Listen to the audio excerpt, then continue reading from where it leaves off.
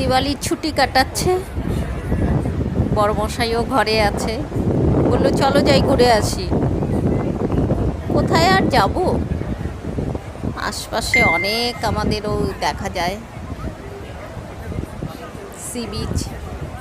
চলো সি বিচে যাই, বাস বেরিয়ে পড়লাম সি বিচে। তাই একটু ভিডিও করে নিলাম, তোমাদের সাথে শেয়ার করছি, সেটাই তোমরাও একটু দেখে নাও।